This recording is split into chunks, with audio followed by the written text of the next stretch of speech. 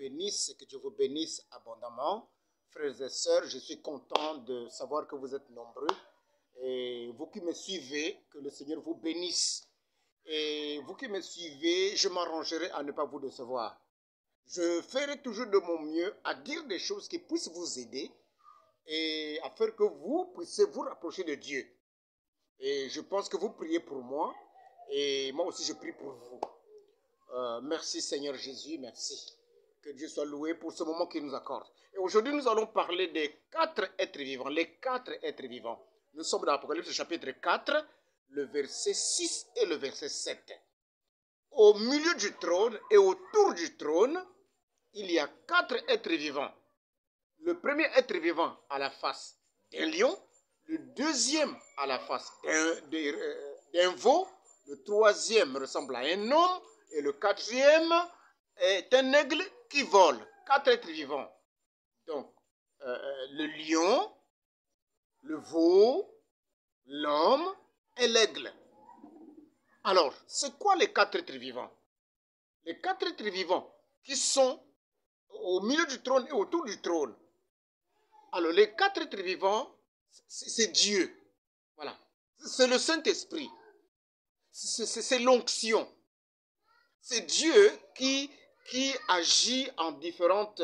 agit comme un lion, comme un veau, comme un homme, comme un aigle. C'est l'onction. C'est le Saint-Esprit. C'est Dieu.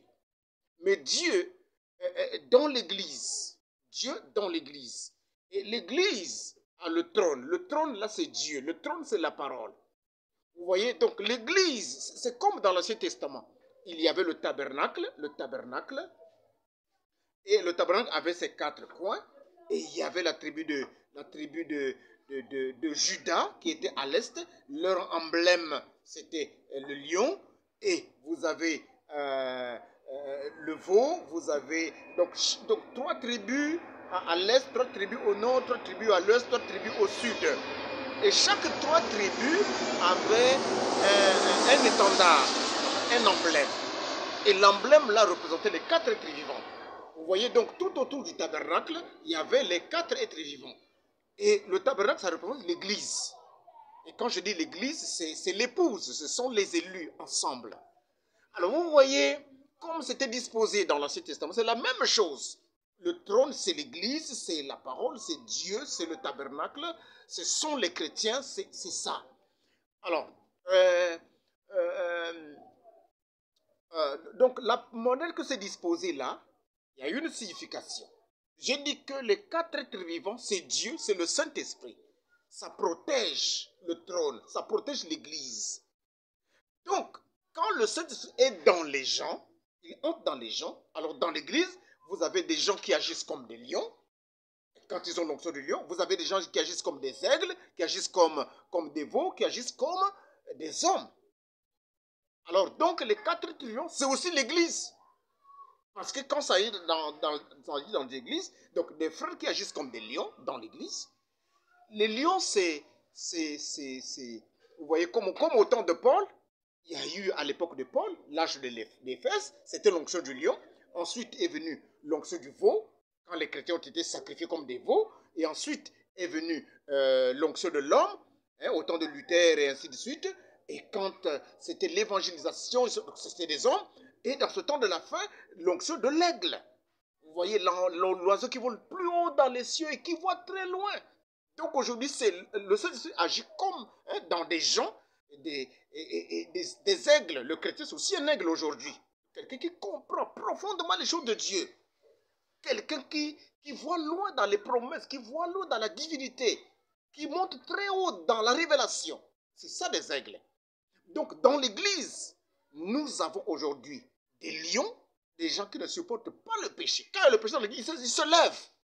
Je décris là l'église de Dieu, l'église que Dieu considère. Des gens qui se lèvent pour s'opposer contre le péché. Vous avez dans l'église des aigles. Des gens qui saisissent la doctrine, qui voient clair la doctrine. Lorsque l'église veut appliquer une mauvaise doctrine, ils se lèvent pour dire non, non, non, non. Selon les Écritures, c'est pas comme ça. Voilà ce que nous devons faire, voilà ce que nous devons. Des gens qui défendent la vérité, qui soutiennent la vérité, qui soutiennent la doctrine, la pure doctrine de la parole. Dans l'église, vous avez aussi des veaux des gens qui se, comme le veau, ils tirent la terre, ils travaillent dans le champ, donc des gens qui travaillent pour Dieu. Hein, construction, contribution, tout ça là, les gens sont là zélés. Hein? Nous devons avoir des gens, et il doit y avoir aussi des hommes, des gens qui s'élèvent pour l'évangélisation, pour prêcher, pour amener des âmes à l'église. C'est ça.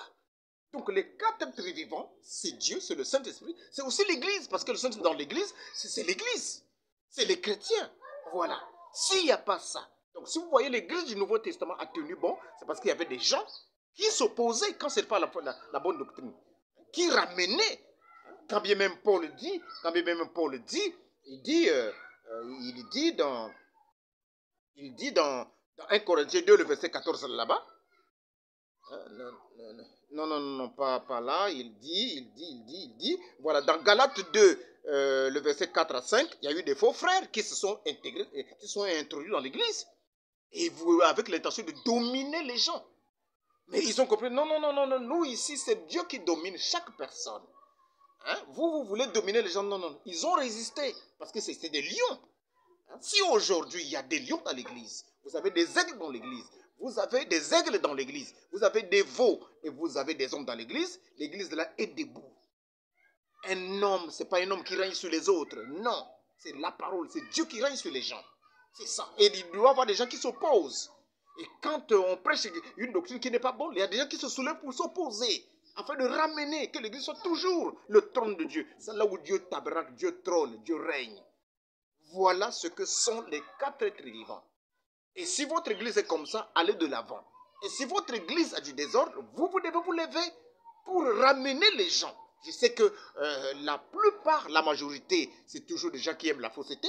Mais vous, en tant que fils de Dieu, vous devez vous lever pour corriger, pour montrer selon la parole que ce n'est pas ça. Que le Seigneur vous bénisse.